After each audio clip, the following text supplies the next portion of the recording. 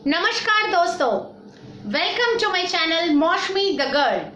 तो कैसे हैं आप सब। आज मैं फिर आ गई हूं आप लोगों के साथ एक सच्ची दास्तान शेयर करने के लिए। आज की कहानी जो है वो आप सब लोग देख चुके हो टाइटल में।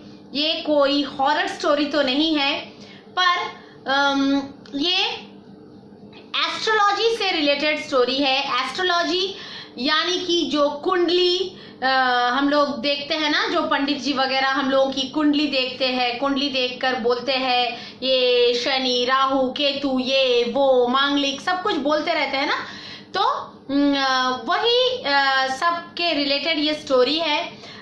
वैसे आप में से कितने जन हैं जो एस्ट्रोलॉजी में यकीन करते हो, विश्वास करते हो, बताइएगा कमेंट्स में।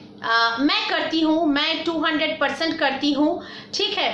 और आज की जो कहानी है ये इसी के रिलेटेड एक सच्ची घटना है जो हमारे ही फैमिली में घटा है। जी हाँ, हमारे ही फैमिली में, और वो भी ऐसा नहीं कि बहुत दूर की रिश्तेदार के साथ घटा है, ऐसा नहीं, बहुत ही करीबी रिश्तेदार के साथ ये चीज घटा है।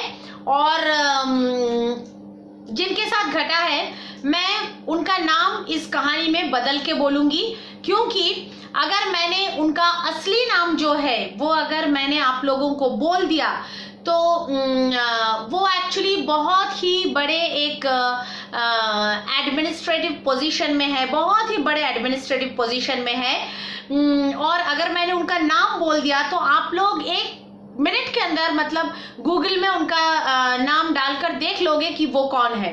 वो हमारे ही मतलब मेरे मायके के साइड के रिश्तेदार हैं। उनके साथ एक बहुत ही खराब दुर्घटना घटा था लाइफ में। और वो जो दुर्घटना घटा था वो यही एस्ट्रोलॉजिकल कांड मतलब इसी सब के रिलेटेड है। तो मैंने सोचा कि आज मैं एक ऐसी स्टोरी आप लोगों के साथ शेयर करूंगी, सच्ची घटना आप लोगों के साथ शेयर करूंगी कि जिन लोगों को कुंडली एस्ट्रोलॉजी ये सब चीज़ों पे यकीन नहीं है, उन्हें ये कहानी सुनने के बाद ज़रूर यकीन आ जाएगा, ठीक है। तो चलो शुरू करते हैं आज की कहानी। जैसे कि मैंने बोला कि मैं उनका नाम बदल के रखूंगी, तो मैं उनका नाम इस कहानी में अपूर्वा रख देती हूँ, ठीक है। उनका ओरिजिनल नाम अपूर्वा नहीं है, मैं अपूर्वा रख देती हूँ। ये अपूर्वा की कहानी है। तो अपूर्वा क्या करता है, पहले तो बहुत ही अच्छा स्टूडेंट होता है, जैसे कि आप लोग जानते हैं कि वो एक बहुत बड़े एडमिनिस्ट्रेटिव पोजीशन में है, तो बहुत अच्छे स्टूडेंट रह चुके हैं अपने लाइफ में।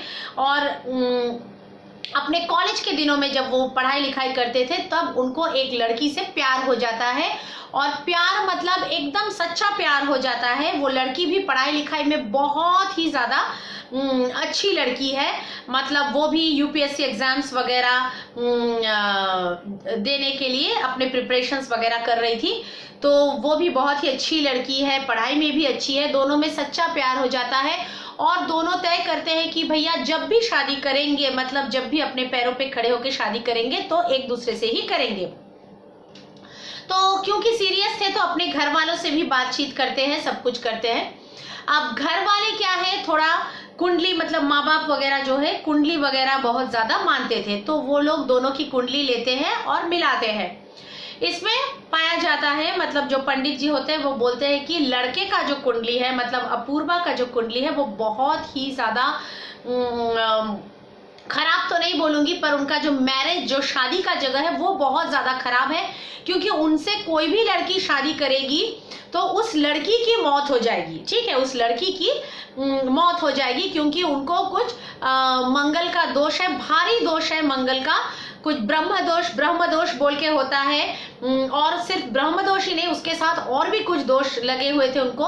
तो अगर उनसे शादी कोई लड़की करती है तो या तो उसका कोई निवारण वगैरह करके शादी करनी पड़ेगी, वरना उनकी मतलब उस लड़की की मौत हो जाएगी।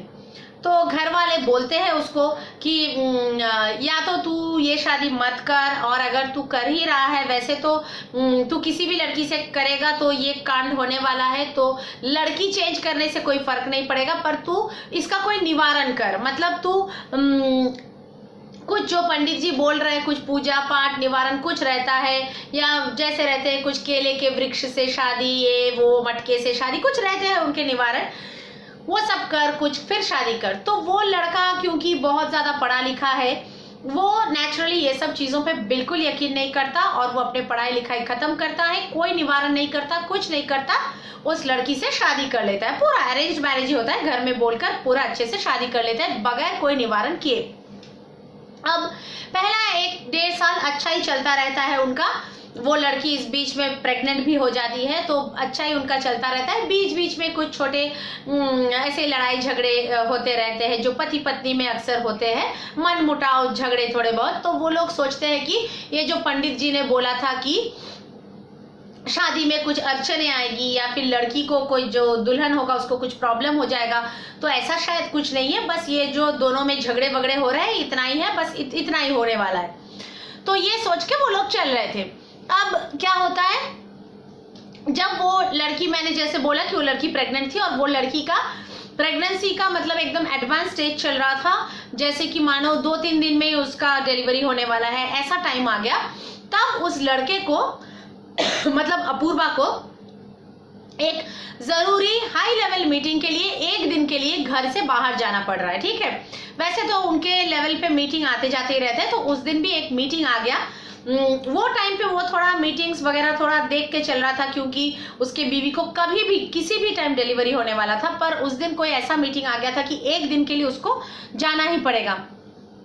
तो वो सुबह निकल जाता है। अब जिस दिन सुबह वो निकलता है मीटिंग के लिए, उसका गाड़ी वाड़ी आ जाता है, वो दिन क्या होता है, उसकी बीवी के साथ सुबह ही उसका कुछ झगड़ा हो जाता है। नॉर्मल कुछ ऐसे मियाँ बीवी में जो झगड़े होते हैं हो जाता है।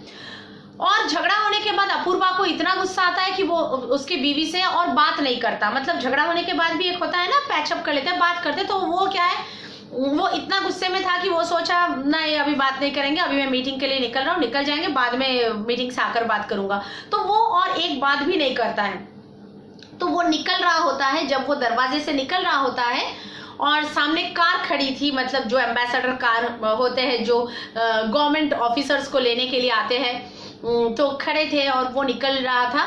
तो उसकी बीवी पीछे पीछे आया, मतलब दरवाजे तक उसको छोड़ने के लिए, और बोला कि एक तो ऐसे हालत में छोड़ के जा रहे हो, कभी भी डिलीवरी हो सकता है, और ऊपर से बात भी बंद करके जा रहे हो, झगड़ा करके मुंह मोड़ के जा रहे हो, कहीं अगर इनकेस इस बीच में मेरा डिलीवरी हो गया और कुछ ऊंच नीच हो गया तो ये हमारी आखिरी मुलाकात होगी।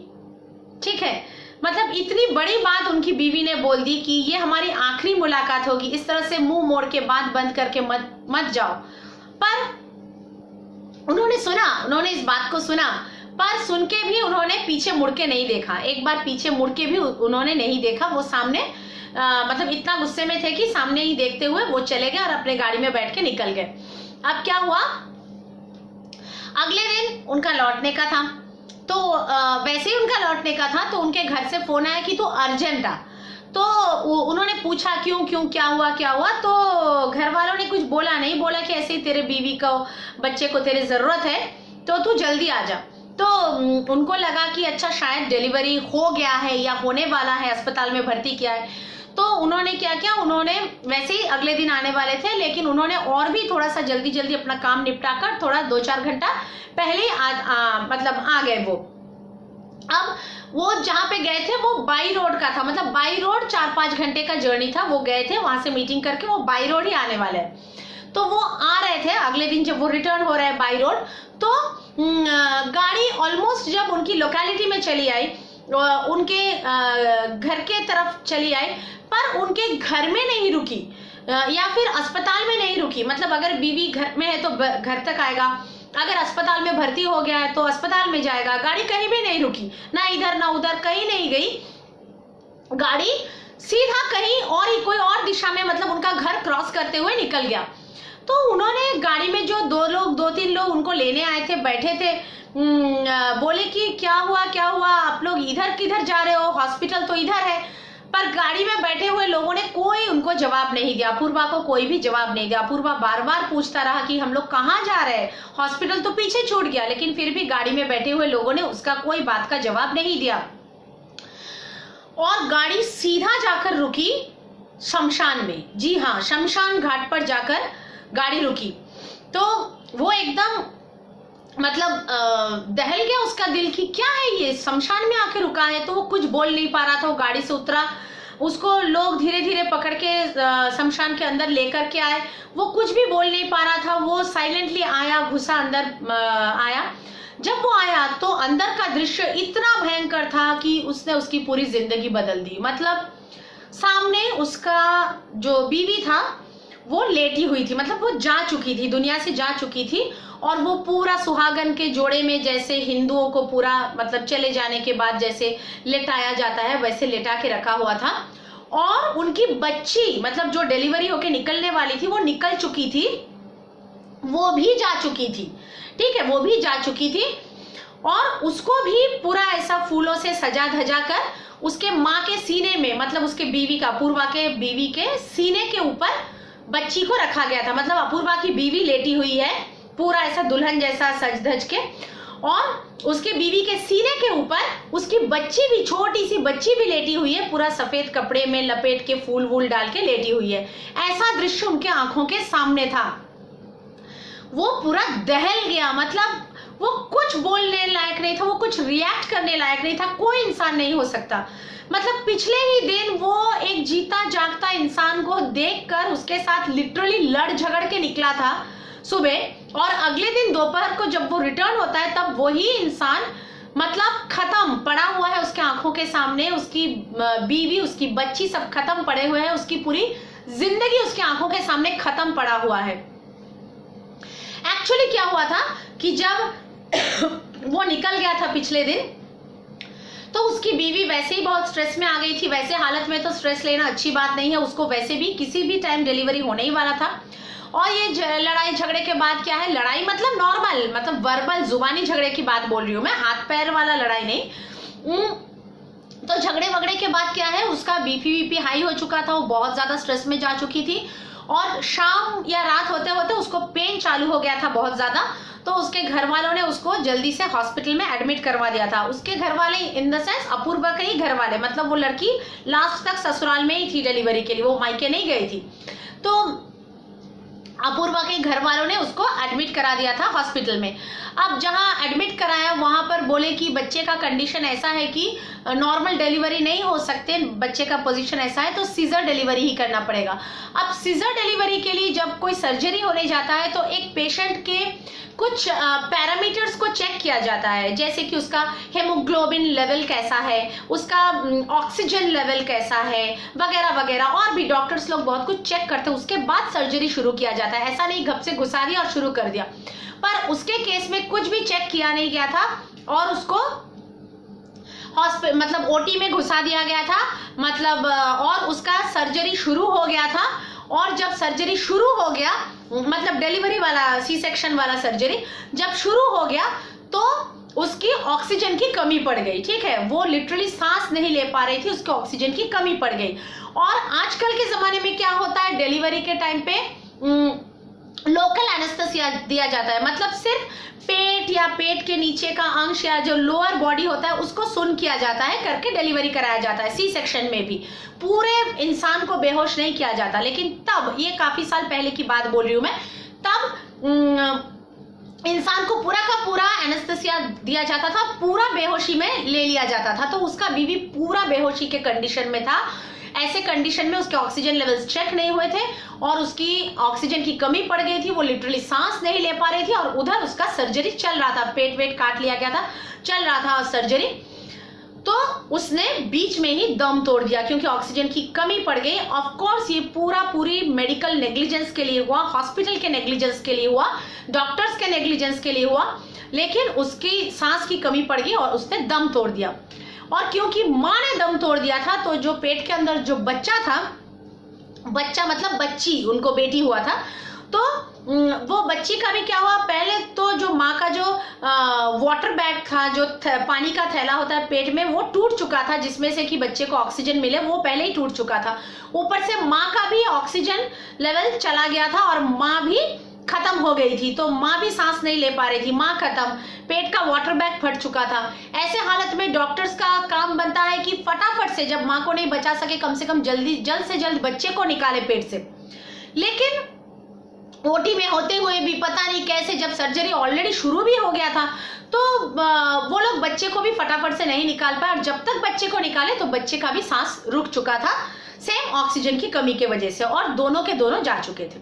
ये कांड हो गया था पूरे रात भर में। और अगले दिन जब सुबह उसके घर से खबर गया और उसे लाया गया, दोपहर तक जब वो आया, तब दोनों को ऐसे शमशान में पूरा मतलब एकदम सजा धजा चुके थे। और हिंदू धर्म के अनुसार बड़ों को जलाया जाता है और छोटे बच्चों को दफनाया जाता है। तो उसके बीवी को भी रेडी कर चुके थे, जलाने के लिए रेडी करके रख चुके थे। उसके बीवी के सीने के ऊपर बच्ची को पूरा रेडी करके दफन करने के लिए जो भी हो रख चुके थे। लेकिन कोई शायद रिवाज होता है कि दफन करने से पहले माँ के सीने के ऊपर थोड़ी देर के लिए बच्ची को रखा जाता है, कुछ मंत्र वंत्र पाठ किया जाता है। तो उसके बीवी के सीने के ऊपर बच्ची को रखा हुआ था, और वही सब रीति रिवाज जो भी है तब चल रहा था जब वो आकर पहुंचा। उसके बाद से उसकी जिंदगी पूरा बदल गई। मतलब उस दिन तो जो होना था, जो रीति रिवाज सब हो गया, उसके बाद कोई भी इंसान उस चीज को ले नहीं पाएगा। मतलब कुछ जाने बिना, सोचे बिना, समझे बिना उसके साथ बस यूं एक झटके में उसकी लाइफ उथल पुथल हो गई। वो काफी दिनों तक पहले तो ऑफिस कर ही नहीं पाया। उसके बाद भी जब वो करना स्टार्ट किया तो वो दिन में ऑफिस जाता था, लेकिन शाम को आकर उसी शमशान में बैठ जाता था जहां पर उसकी बीवी और बच्चे का लास्ट क्रियाक्रम हुआ था। वहीं पर आके बैठ जाता था और घंटों वहीं पर बैठा रहता था। मतलब उसके घर वाले भी उससे कुछ नहीं कर पा रहे थे, और उसकी पूरी जिंदगी बदल गई। और तब उसे यकीन आ गया, उसे इस बात का मतलब याद आया कि शादी से पहले बोला गया था पंडित जी ने कि इसकी कुंडली में दोष है, और कोई भी लड़की से शादी करेगा उस लड़की की मौत हो जाएगी। तो अगर उसने जो भी मतलब सुझाव बोले थे कि ये कर लो, वो कर लो, मतलब कुछ क्या बोलते उसको, कुछ करने के लिए बोले थे कि ऐसे कुछ कर लो तो इसका कोई उपाय निकल जाएगा, वो सब भी कर लिया होता तो शायद आज के डेट में ऐसा नहीं होता। उसे ऐसा लग गया, और उसे ये भी लगा कि जब मेरे ही कुंडली में प्रॉब्लम है कि मेरे से शादी जो भी करेगा उसके साथ ये हो जाएगा, तो मैं दोबारा किसी के लाइफ को रिस्क में नहीं डाल सकता। मानो कोई उपाय करके भी क्या गारंटी है कि उपाय करने के बाद भी ये चीज फिर से रिपीट नहीं होगा, है ना। तो एक तो वो अपने बीवी बच्चे को कभी भूल नहीं पाया, ठीक है, उसे दूसरा शादी करना ही नहीं था, और ना ही उसे कभी फिर दूसरे कोई लड़की को लाइफ रिस्क में डालना था। इसलिए उसने तय कर लिया कि अब लाइफ में कभी वो शादी वादी कुछ नहीं करेगा, बस ऑफिस करेगा, आएगा जाएगा, ऑफिस जाता था, आता था, मैक्सिमम टाइम ऑफिस में ही रहता था, अपने काम काज में बिजी रहता था, और कभी घर भी आता था तो चुपचाप एक कमरे में पड़ा रहता था, एकदम एक कमरे में पड़ा रहता था, किसी के साथ कोई बात नहीं करता था। बेसिकली उसकी लाइफ पूरी उथल पुथल हो गई। एक अच्छा लड़का, पढ़ा लिखा लड़का, अच्छा कामकाज करने वाला लड़का, अपनी मर्जी से खुद से प्यार करके शादी करने वाला लड़का, उसकी पूरी लाइफ बदल गई। काश उसने तब घर वालों का, बड़ों का बात सुन लिया होता। एक्चुअली ऐसे केसेस में मतलब सुन भी लेना चाहिए, ऐसा नहीं कि हमेशा ही साइंस का रट नहीं लगाना चाहिए। मैं खुद एक साइंस की स्टूडेंट हूँ, लेकिन साइंस का क्या है, साइंस जब कोई चीज सिद्ध होता है तब मानना शुरू कर देता है कि हाँ ये सिद्ध हो चुका है तो ये हम लोग मानेंगे। कल तक सिद्ध नहीं था तो कल तक साइंस उसी चीज को नहीं मान रहा था। आज जैसे ही सिद्ध हो जाएगा तो आज से साइंस उसको मानना चालू कर देगा। तो साइंस का क्या है, सिद्ध होने से मानना चालू कर दे। बहुत सारे ऐसे चीज है जो साइंस आज के डेट में नहीं मानता है, आज से 10 साल बाद वो सिद्ध हो जाएगा तो मानना शुरू कर देगा। इसका मतलब ये नहीं क्योंकि सिर्फ साइंस उस चीज को नहीं मानता है तो वो चीज हो नहीं सकती, सच नहीं हो सकती। हमें कभी कभी हमारे घर के बड़ों की बात भी सुननी चाहिए, उनकी सुझाव भी सुननी चाहिए। वो हमारे गलत के लिए नहीं कहते हैं, हमारे अच्छाई के लिए बोलते हैं। जो भी बोलते हैं तो हमेशा साइंस की रट लगाकर या मैं बहुत पढ़ा लिखा हूं, मुझे ये सुनना नहीं है, जानना नहीं, ये सब मैं मानता नहीं हूं, ये ऐसे नहीं करना चाहिए। दिस एटीट्यूड इज रॉन्ग, ये एटीट्यूड ही गलत है। हमें बड़ों के बात का भी मान रखना चाहिए, वरना कभी लाइफ में ऐसे टाइप के ऊंच नीच हो जाते हैं तो बहुत ही भयंकर कांड हो जाते हैं। और दूसरा चीज है कि बहुत लोग बोलते हैं एस्ट्रोलॉजी में नहीं मानते क्योंकि बहुत एस्ट्रोलॉजर ने शायद उनको कुछ बोला है जो नहीं हुआ।